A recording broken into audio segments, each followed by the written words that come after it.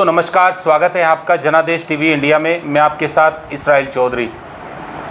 आज हम आपको एक ऐसी शख्सियत से रूबरू करा रहे हैं जिन्होंने एक लंबा अरसा बसपा के अंदर गुजारा और बसपा का हर एक दौर देखा।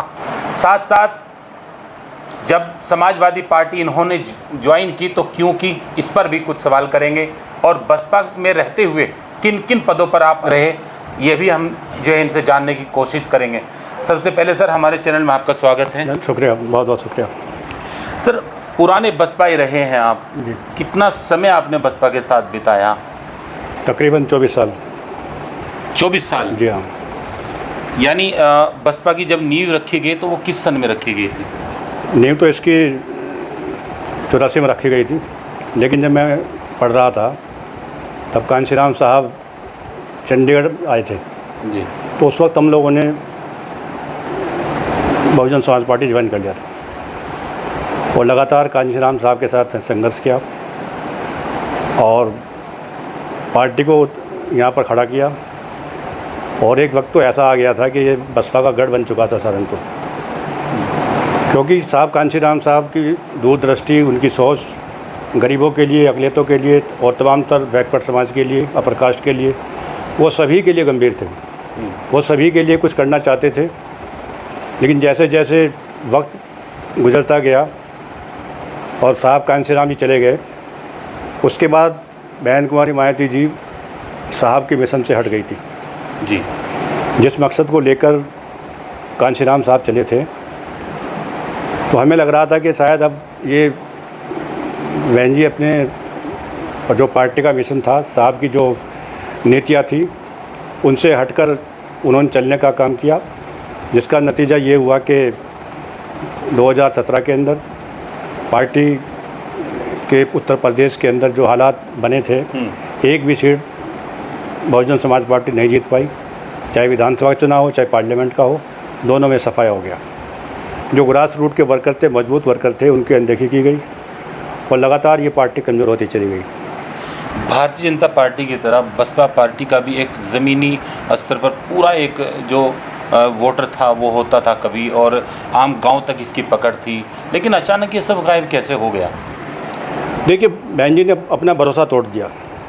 एक भरोसा जो वर्कर उन पर कर रहा था, कहीं ना कहीं उस भरोसे को तोड़ने का काम किया गया और कार्यकर्ताओं से, पार्टी की नीतियों से, वो जो तमाम तर जो रास्ता साहब ने दिखाया था, उस रास्ते से पार्टी हट चुकी थी। तो कार्यकर्ताओं के अंदर भी असंतोष पनप रहा था और ज़्यादातर हमारे बड़े नेता भी बहुजन समाज पार्टी छोड़कर चले गए। बहुजन समाज पार्टी फिर आपने कब छोड़ी और कब आपने समाजवादी पार्टी ज्वाइन की? पार्टी हमने 2017 में, जब आली राम नसीमुद्दीन सिद्दीकी साहब को निकाला गया, उन्हीं के साथ हमने भी बहुजन समाज पार्टी को छोड़ दिया था।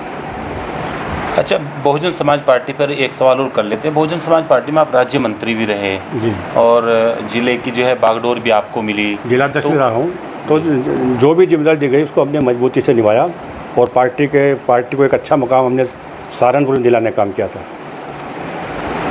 अच्छा, इसी के साथ अब समाजवादी पार्टी में आज आप हैं। समाजवादी पार्टी की पूरी टीम समाजवादी पार्टी की है जी जी। अब मौजूदा समाजवादी पार्टी को किस तरह से आप देख रहे हैं, और बहुजन समाज पार्टी को अगर समाजवादी पार्टी से जोड़े तो इनमें दोनों में आज क्या अंतर नज़र आता है आपको? देखिए, समाजवादी पार्टी में खुलापन है, आप अपनी बात कह सकते हैं, इसमें लोकतंत्र है, और बहुजन समाज पार्टी में अपनी बात नहीं कह सकते। वहाँ जो ही फरमान जारी होता है, माननीय बहन जी का फरमान जारी होता है, चाहे कार्यकर्ता को अच्छा लगे या बुरा लगे, वो फैसला बहन जी का होता है। 2022 का चुनाव हुआ अभी जी जी। समाजवादी पार्टी पूरे जोश खरोश के साथ ज़मीन पर तैयारी कर रही थी और उसे एक सत्ताधारी पार्टी भी घबराई हुई थी, चाहे वो केंद्र में हो या फिर यूपी में जो अब सरकार है, ये जो पूरी टीम थी पूरी घबराई हुई थी। लेकिन अचानक ये सब कैसे हो गया? देखिए, उत्तर प्रदेश के अंदर हमारे जो राष्ट्रीय अध्यक्ष आदरणीय अखिलेश यादव जी, उनके नेतृत्व में पूरे प्रदेश में मजबूती से चुनाव लड़ाया गया, लेकिन कुछ कमियां रही। 3,70,000 वोट हमें कम मिला। अगर 3,70,000 वोट की भरपाई हो जाती तो हम 300 पे पहुँचते और भारतीय जनता पार्टी 100 पे रुक जाती। लोग आरोप ये भी लगाते हैं कि और कॉन्फिडेंस जो है अखिलेश यादव हो गए थे और पार्टी के जो है कुछ नेताओं को जो है अनदेखा किया, उनके साथ अनदेखी की गई, उनको सही तरह से जो है गाइड नहीं कर पाए। नहीं, देखिए, नेता का मसला दूसरा होता है, मेन चीज़ कार्यकर्ता की है, जो ज़मीन पर लड़ता है, ग्रास रूट पर लड़ता है, बूथ पर लड़ता है। कहीं ना कहीं हमारे कमज़ोर में कमियां थी और उनकी कमी की वजह से हम उस चीज़ उस मुकाम तक नहीं पहुंच पाए, और इंशाल्लाह उस कमी को दूर करेंगे।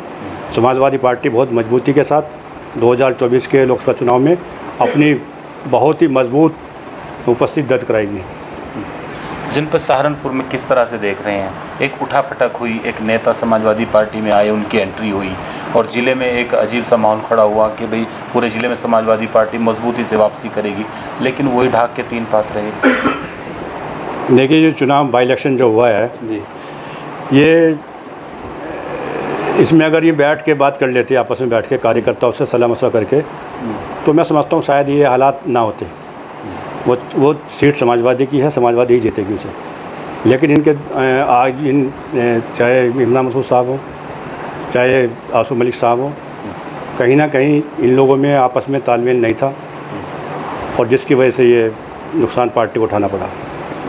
अभी जिला पंचायत का उपचुनाव हुआ, उसमें भी पूरी दो धड़ों में बट गई पार्टी।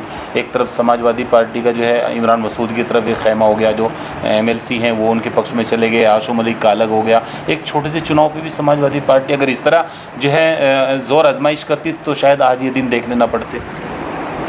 नहीं, ये बिल्कुल बात आपने सही कही कि हमें मिलजुल कर एकजुट होकर इस चुनाव में जाना था, लेकिन इन दोनों के आपसे जो मनमुटाव इनमें रहा, मैं समझता हूँ कि उसकी वजह से पार्टी को नुकसान झेलना पड़ा। 2014 हमारे साथ जुड़े हुए थे अभी पूर्व राज्य मंत्री चौधरी लियाकत अली एडवोकेट, जिन्होंने बसपा का एक लंबा अरसा देखा, बसपा का दौर देखा, मौजूदा समाजवादी पार्टी में है और समाजवादी पार्टी में कहाँ कमी रही 2022 के चुनाव में, उस पर बड़ी बारीकी से इन्होंने बात जो है अपनी रखी। अब दो लाइन में हम बात करते हैं। हमारे साथ पुराने समाजवादी नेता मज़ाहिर राणा जी हमारे साथ इस वक्त मौजूद हैं, थोड़ी सी चर्चा कर लेते हैं। सर, मौजूदा समाजवादी पार्टी को किस तरह देख रहे हैं? जिस राज्य मंत्री जी बता रहे हैं, क्या इस तरह ही समाजवादी पार्टी अपनी तैयारी करेगी, एक उपचुनाव में बट के रहेगी जिले में? सबसे पहले तो मैं आपका धन्यवाद अदा करता हूँ, और जहाँ तक समाजवादी पार्टी का सवाल है, समाजवादी पार्टी अपना इतिहास खुद ही बदलती है और अपना इतिहास खुद ही बनाती है। उसका इतिहास बदलने की किसी को ज़रूरत नहीं और वो वेट नहीं करती कि अपना इतिहास कैसे बदलेगी। 2024 की तैयारियां शुरू हैं और जो आपने अभी एक छोटे से चुनाव में देखने को मिली है, उसमें कहीं ना कहीं हम भी कसूरवार हैं। हम लोगों ने जिस तरीके से काम करना चाहिए था, हम उस तरीके से काम नहीं कर पाए। अगर हम उस तरीके से काम करते तो ये रिज़ल्ट हमारे सामने ना होता जो रिज़ल्ट आया है। रही कुछ लोगों की बात, जो लोग समाजवादी पार्टी में तन से तो हैं लेकिन मन से नहीं हैं, उन लोगों को भी हम ये सुझाव भी देना चाहते हैं, और सुझाव नहीं, चेतावनी भी देना चाहते हैं, संदेश भी, कि समाजवादी पार्टी को समझो और समाजवादी पार्टी को समझने के बाद ही आगे चलने का काम करो। अगर समाजवादी पार्टी को नहीं समझोगे तो ठोकर लग कर के सर भी फूट जाएगा, नाक भी टूट जाएगी।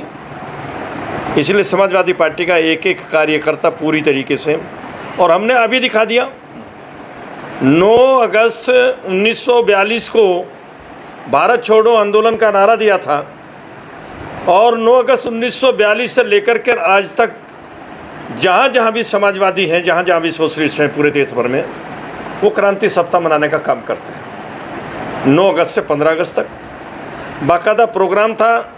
9 तारीख का एक प्रोग्राम था, 10 तारीख का एक प्रोग्राम था, 11 तारीख का एक प्रोग्राम था, 12 का एक प्रोग्राम था, 13 का एक प्रोग्राम था, 14 का प्रोग्राम था और 15 का प्रोग्राम था। हमने इस प्रोग्राम को लोगों के मनों तक पहुंचाने का काम किया, और हमने ये भी बताने का काम किया, जो मौजूदा सरकार है, जिन्होंने इन 70 सालों के अंदर अगर नफरत की है तो वो राष्ट्रीय ध्वज से की है, और 2012 के बाद जो राष्ट्रीय ध्वज की दुर्दशा और जलालत की है, राष्ट्रीय ध्वज को राष्ट्रीय ध्वज ही नहीं मान करके काम किया, बल्कि उन्होंने जो लोगों के हाथों तक ये राष्ट्रीय ध्वज पहुंचाने का काम किया। हमने ये बताया है लोगों से, जनता से बताने का काम कर रहे हैं हम कि अगर जिन लोगों के हाथों में उन्होंने राष्ट्रीय ध्वज पहुंचाने का काम किया, अगर उन लोगों के हाथ में रोजगार पहुंचा देते तो फिर भारतीय जनता पार्टी को कोई नहीं हटा रहा था। आज राष्ट्रीय ध्वज जिस छोटे बच्चे के हाथ में है, आज राष्ट्रीय ध्वज जिस गोबर की बुग्गी पर लगा हुआ है, और राष्ट्रीय ध्वज जो घोड़े तांगे पर लगा हुआ है, और राष्ट्रीय ध्वज जो ट्रक पर लगा हुआ है, बस गाड़ी पर लगा हुआ है, ये हवा में उड़ता है, उड़ करके कुचला जाता है। और कुचल करके उसकी जो बेइज्जती और जलालत हो रही है, दुनिया का कोई मुल्क ऐसा नहीं है जहाँ पर राष्ट्र ध्वज की इतनी जलालत और इतनी बेइज्जती और बदहुरमती होती हो जितनी इन 2014 के बाद से इस सरकार ने राष्ट्रीय ध्वज की बेइज्जती कराने का काम किया। मैं यहाँ पर इतना कहना चाहता हूँ अपने प्रदेश की और देश की जनता को भी कि राष्ट्रीय ध्वज को केवल एक कतरन मान करके मत चलो। राष्ट्रीय ध्वज हमारी आन बान शान और देश की अस्मिता का सवाल है। इस राष्ट्रीय ध्वज को उतना इस्तेमाल करो कि जिससे हम इसकी इज्जत को भी रख सकें। तो समाजवादी पार्टी ने उसको रखने का काम किया। समाजवादी पार्टी ने सबको साथ लेकर के चल करके क्रांति सप्ताह मनाया। और अब हमारा नेक्स्ट जो प्रोग्राम है, हम गांव-गांव जा कर के मेंबर साजी करेंगे। हम मिस कॉल से मेंबर साजी नहीं कर रहे। जिस तरह भारतीय जनता पार्टी ने मिस कॉल से मेंबर साजी करके और उस 2 नंबर के पैसे को नंबर 1 का बना करके बड़ी बड़ी ऑफिस खड़े कर दिए हैं, समाजवादी पार्टी हर व्यक्ति के घर पे जाएगी, कुंडी बजाएगी और उसको अपना प्रोग्राम समझाएगी और समझा कर वो मेंबर बनाने का काम करेगी। ये हमारी 2024 की तैयारी है। तो लगता है आपको, आपने बहुत लंबी बात रख दी। आपको लगता है कि अखिलेश यादव जिस तरह से आरोप लगते आए हैं कि ज़मीन पर नहीं उतरते, ज़मीन पर काम नहीं करते, तो अब लगता है कि अखिलेश यादव ज़मीन पर उतरेंगे और काम करेंगे? देखो, ये प्रचार कौन कर रहा है? अखिलेश यादव ज़मीन पर नहीं उतरते, ये प्रचार कौन कर रहा है? ये प्रचार वही कर रहे हैं जो समाजवादी पार्टी के दुश्मन है, जो मुखालिफ है। अखिलेश यादव ने चुनाव में दिखा दिया, सबकी रैली एक तरफ, अखिलेश यादव की रैली एक तरफ, तो ज़मीन पर उतरे ना। और अब भी जहाँ जाते हैं वहाँ उनका जलवा ही अलग होता है। और कुछ लोग ऐसी एक षड्यंत्र रच रहे हैं समाजवादी पार्टी के खिलाफ और समाजवादी पार्टी के नेता के खिलाफ कि साहब वो तो एसी में रहते हैं, वो धूप में नहीं खड़े हो सकते हैं। अरे भाई, वो नेता हैं, वो एसी में भी रहेंगे और धूप में भी खड़े होंगे। वो किसान का बेटा है। ये हमारे साथ मज़ाहिर राणा जी हैं, जो है पुराने समाजवादी नेता हैं। अब हम एक लाइन में जो है पुराने समाजवादी इनके हमारे साथ जुड़े हुए थे इस वक्त चौधरी मज़ाहिर राणा जी, पूर्व समाजवादी पार्टी के प्रदेश सचिव रहे हैं। और अब हम बात करते हैं इरफान अलीम नेताजी, जो नेताजी के नाम से गंगों के अंदर मशहूर हैं। और हम एक छोटा सा सवाल इनसे भी करेंगे। सर, किस तरह की तैयारी नगर पालिका परिषद में चल रही है? आपका नाम सोशल मीडिया पर इस वक्त पूरे ज़ोरों शोरों के साथ चल रहा है कि इरफान अलीम जी पूरी तैयारी कर रहे हैं समाजवादी पार्टी से। आपको कोई ऊपर से मैसेज मिला है अभी कि चेयरमैनी में जो है आपकी तैयारी चल रही है? पार्टी में मेरे पार्टी के नेता बैठे हैं, पूर्व मंत्री जी बैठे हैं, जनाब मज़ाहिर राणा जी जो पार्टी के फाउंडर मेंबर हैं, क्योंकि ये बीच में चले गए थे पार्टी, लेकिन फाउंडर मेंबर हैं पार्टी के और वरिष्ठ नेता हैं पार्टी के, अभी निवर्तमान प्रदेश सचिव रहे हैं। तो इनके सामने पार्टी में पूरी दावेदारी और पार्टी से आश्वासन है, ऐसा नहीं है। बाकी जो पार्टी का फैसला होगा, सलमान होगा, चुनाव लड़ा जाएगा, बहुत मजबूती के साथ लड़ा जाएगा। तो क्या लगता है आपको, अगर समाजवादी पार्टी ने, यानी जो भी चुनाव में अगर आपको नहीं लड़ाया गया, तो आपको लगता है कि आप इकट्ठे रहेंगे समाजवादी पार्टी का सिपाही हूँ, पार्टी के साथ रहूँगा और इंशाल्लाह मुझे पूरा यकीन है पार्टी मुझे ही सिंबल देगा और मैं चुनाव लड़ूंगा। क्या मुद्दे रहेंगे गंगों में आपके? गंगों में सबसे बड़ा मुद्दा तो गंगों की बदहाली जो है आपके सामने। 2 बूंद बरसने के बाद अरशद भाई से पूछे, दुकान में नहीं बैठ पाते, पानी निकालने में पूरा दिन लग जाता है, लोगों को घरों में पानी घुस जाता है, निकासी नहीं है। सबसे मेन तो मुद्दा गंगों में पानी की निकासी का है। सबसे पहला हमारा, अगर हम चेयरमैन बनते हैं, इंशाल्लाह सबसे पहले उसी को पर काम किया जाएगा। ये हमारे साथ इरफान अलीम नेताजी, और ये भी समाजवादी पार्टी के कई अहम पदों पर रह चुके हैं। अब एक लाइन में हम आज ये चर्चा हो गई, क्योंकि आज हमारे यहाँ गंगों में राज्य मंत्री, जो पूर्व राज्य मंत्री रहे, वो आज आए हुए थे। किस तरह से देख रहे हैं मौजूदा नगर पालिका परिषद के चुनाव को? देखो, नगर पालिका का जो 30-40 साल से ये लोग एक कार्यक्रम बनाकर, इसको बिजनेस बनाकर इसमें मतलब है कि बने बैठे हैं और काम कुछ नहीं करते। हम ये चाहते हैं कि कोई नया समाजवादी के माध्यम से नया कीर्तिमान हो और राष्ट्रीय लोकदल समाजवादी का गठबंधन है, जो सा भी आदमी टिकट लेके आएगा हम उसको पूरी मेहनत के साथ लगन के साथ उसको जिताने का काम करेंगे।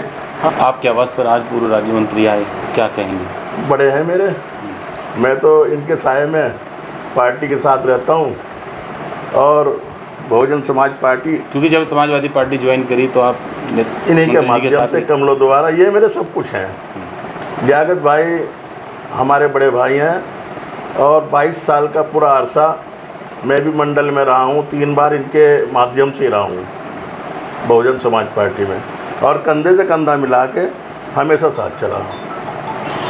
ये हमारे साथ इस वक्त आज समाजवादी पार्टी की जो एक टीम है आज जो जनपद सहारनपुर में काम कर रही है, ये हमारे साथ इस वक्त मौजूद थी और हमने इनसे चर्चा की, एक एक करके सवाल किए, सवालों का सही जवाब दिया।